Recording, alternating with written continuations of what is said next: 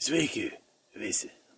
Tie, kas ten sveiki sulaukėt saulėgrįžos, ar tų kalėdų čia dabar būsiančių, ar artėjančių tų kalendorinių naujų metų, ar kas ten ką švenčiat. Būkit pasveikinti, kaip sakant.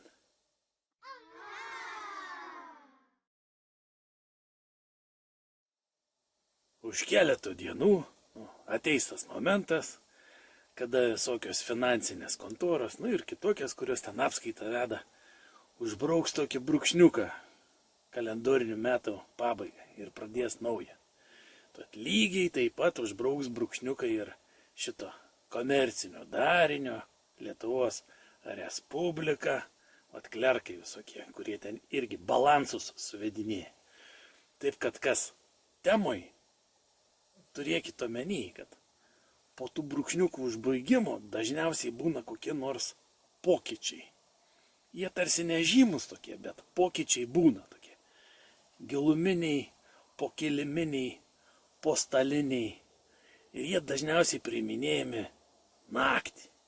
Taip, naktį, nes čia jau patvirtinta praktika, kuri pasiteisino. Tai žiūrėkit, jeigu jums rodo kokį nors fokusą, garsiai šaudo pliaukščiai, rėkia kažkas ten, rodo ten pirštu, ten atvyksta kažkas, tai turėkit omeny, kad jums po nosim, čia pat po nosim, kol jūs žiūri ten kažkur, o čia po nosim vyksta kažkokie dalykai.